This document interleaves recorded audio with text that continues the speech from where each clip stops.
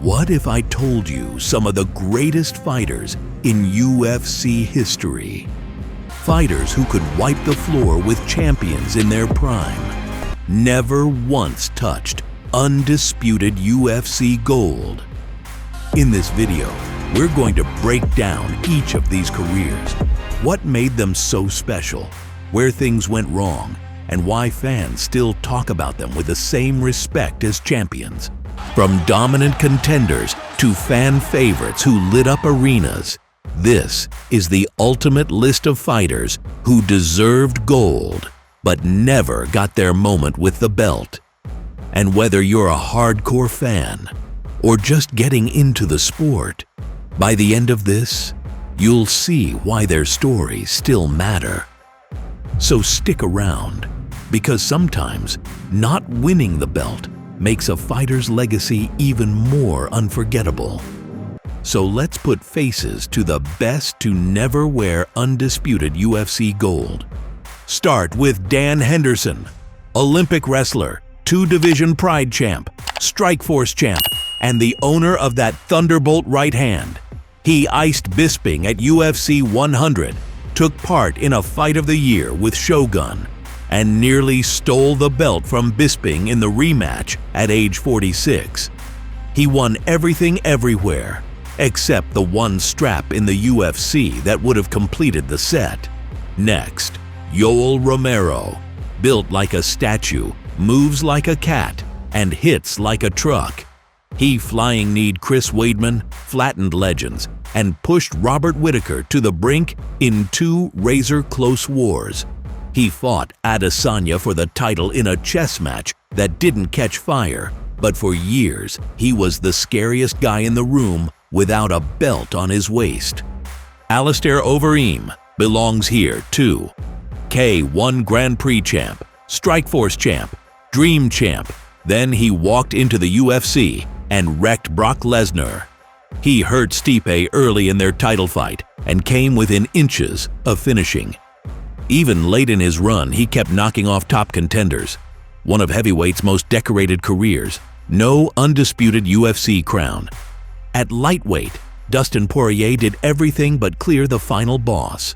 Finishes over former champs, classics with Gaethje and Hooker, 2 wins over McGregor, an interim belt, and 2 cracks at the real thing. Against Khabib and later Islam, he came up short. Still, skill for skill, resume for resume, he matches up with many past champions. Justin Gaethje, pure chaos artist. He mauled Tony Ferguson to win interim gold, sparked Poirier with a head kick in their rematch, and put instant classics on repeat. When it turned into a title fight, Khabib and Oliveira found ways to drown his fire. Few fighters changed the temperature of a division like Gaethje did. Belt or not, John Fitch is the quiet hammer of this list. For years, he beat everyone at welterweight not named Georges St. Pierre. A long, unbeaten run, relentless pressure, and near-flawless consistency. He just hit his ceiling against one of the greatest to ever do it. Sometimes timing traps great fighters in a champion's shadow. Urijah Faber was the face of the lighter weights before they even had a UFC spotlight. In the Zuffa era, he kept smashing top contenders and kept running into champions at their peak. Cruz, Barao, Cruz again. He was the gate you had to pass to get a title shot, and most never did. Joseph Benavidez was the Faber of flyweight. He pushed Demetrius Johnson to a split decision for the first 125-pound title, then rebuilt and earned another try, only to get caught early. Years later, when DJ was gone, he stood at the door again until Davison Figueiredo slammed it. He was elite for a decade, just one step behind the man of each moment. Tony Ferguson is a special case. 12 straight wins in the sports Shark Tank, an interim belt he never lost in the cage, and 5 cursed bookings with Khabib. By the time he finally fought for another interim title, The miles had stacked up, and Gaethje was in his prime. Peak Tony was a nightmare for anyone. And if you want one heavyweight icon whose resume still shocks people, Antonio Rodrigo Big Nog Nogueira. A legend in pride, a UFC interim champ, and the master of comebacks. He beat champions across eras, but the undisputed UFC belt stayed just out of reach. There are more names: Gustafsson, Mendes, Gray Maynard. But the point is simple. The belt isn't the only measure of greatness. Era, matchmaking, one bad night. These things decide who holds gold. Legacy is built over years, and these fighters build plenty.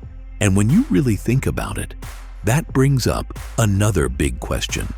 Why did these elite fighters, guys who looked every bit as good as the champions, end up falling short when the belt was on the line? The reasons are rarely simple.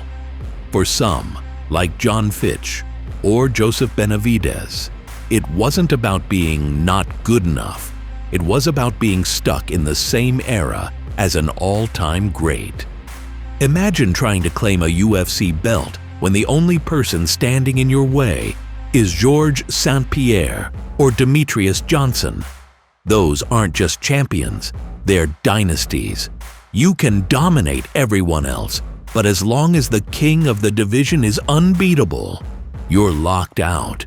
For others, the timing just never lined up. Tony Ferguson is the perfect example. During his legendary 12-fight win streak, the one fight that made sense was Khabib Nurmagomedov, booked 5 times, canceled 5 times. By the time the stars aligned, Tony had taken too much damage, and the version of him that might have beaten Khabib was gone. Sometimes the fight game isn't just about skill, it's about when you peak. Then you've got the heartbreak stories, where fighters had the title in their grasp and let it slip away. Alistair Overeem had Stipe Miocic rocked and seconds from defeat before making one wrong move.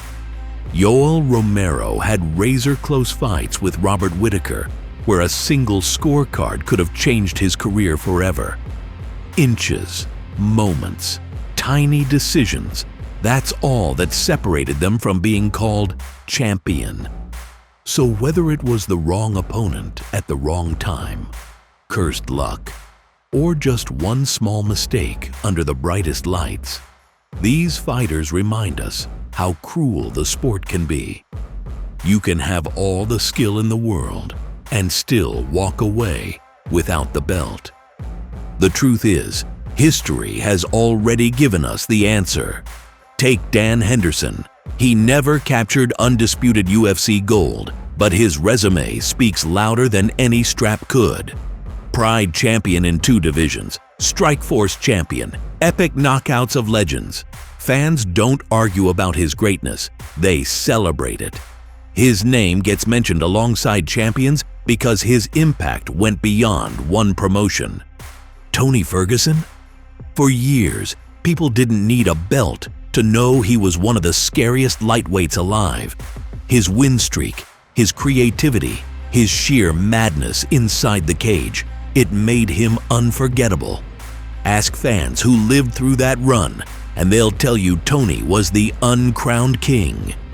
Even fighters like Joseph Benavidez or Uriah Faber, who were perennially stuck behind a single dominant champ, still left marks that can't be denied.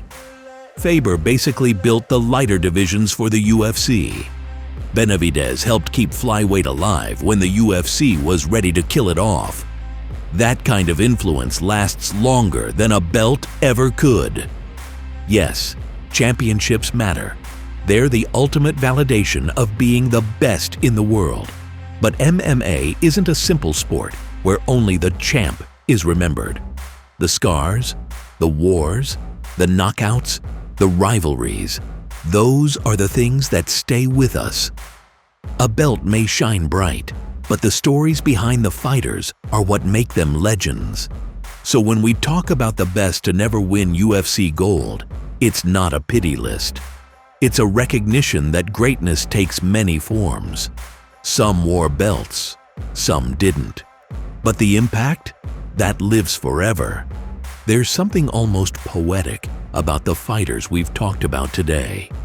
In a sport where the gold strap is supposed to define legacies, these men proved that greatness can exist outside of the belt. They remind us that MMA isn't just about who stood on top, it's about who we'll never forget. Think about Yoel Romero, a human wrecking ball who seemed to defy age, physics, and logic. Think about Dustin Poirier, who went through hell and back with some of the toughest names in the game and gave fans unforgettable wars. Think about Tony Ferguson, who didn't need a belt to make crowds believe they were watching something truly special every time he stepped into the octagon. These fighters gave us chapters of UFC history that are just as important as the title fights themselves. The harsh truth is, sometimes timing, injuries, or a single mistake can change everything. Sometimes the belt goes to the man standing across from them on the wrong night, and sometimes fate just doesn't cooperate. But what makes these fighters legendary is that they kept showing up. They kept fighting the very best. And they left behind moments that fans will argue about, replay, and celebrate for decades. So maybe the title is the cherry on top, but the cake is what matters. And for these fighters, their careers are filled with enough victories, highlights, and heart to make them immortal in MMA history. Now it's your turn. Who do you think is the greatest fighter to never wear UFC gold? Drop your pick in the comments below. We know this debate is far from over. And if you enjoyed reliving these incredible stories, hit that like button, subscribe for more MMA breakdowns, and turn on notifications so you never miss another deep dive. Because in a sport built on legends, we're here to make sure their stories are never forgotten.